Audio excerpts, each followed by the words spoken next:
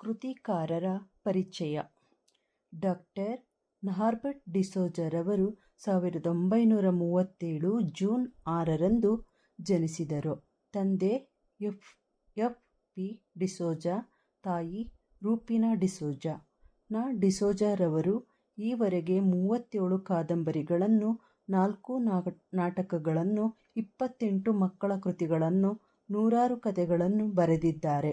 ಇವರ ಕಾದಂಬರಿ ಕಾಡಿನ ಬೆಂಕಿ ಹಾಗೂ ದ್ವೀಪ ಚಲನಚಿತ್ರಗಳಾಗಿ ರಜತಕಮಲ ಹಾಗೂ ಸ್ವರ್ಣಕಮಲ ಪ್ರಶಸ್ತಿಗಳನ್ನು ಪಡೆದಿವೆ.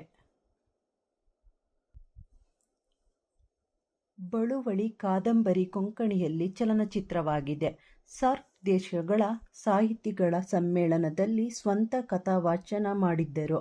ಇವರ ಮುಳುಗಡೆಯ ಊರಿಗೆ ಬಂದವರು ಕಿರುಕಾದಂಬರಿಗೆ 2010 ಕೇಂದ್ರ ಸಾಹಿತ್ಯ ಅಕಾಡೆಮಿಯ ಬಾಲ ಸಾಹಿತ್ಯ ಪುರಸ್ಕಾರ ದೊರೆತಿದೆ.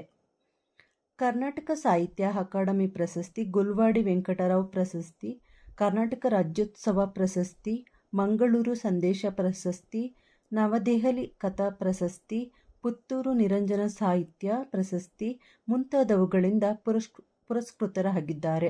ಜನವರಿ 2014ರಲ್ಲಿ ಮಡಿಕೇರಿಯಲ್ಲಿ ನಡೆದ ಅಖಿಲ ಭಾರತ ಕನ್ನಡ ಸಾಹಿತ್ಯ ಸಮ್ಮೇಳನದ ಅಧ್ಯಕ್ಷರಾಗಿದ್ದರು.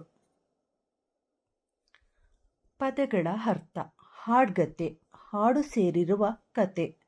ತರಾವರಿ: ವಿಧವಿಧವಾದ ಭೀತಿ, ಭಯ, ಹೆದರಿಕೆ. ಪ್ರಾಣಿಗಿಂಡಿ: ಕಾಡಿನಲ್ಲಿರುವ ಪ್ರಾಣಿಗಳು ನೀರನ್ನು ಕುಡಿಯುವುದಕ್ಕಾಗಿ ಹೋಗಲು ಮಾಡಿಕೊಂಡ ಕಿಂಡಿ. ಅಂಗಳ, ಅಂಗಣ: ಮನೆಯ ಮುಂದಿನ ಅಥವಾ ಹಿಂದಿನ ಬಯಲು ಭಾಗ.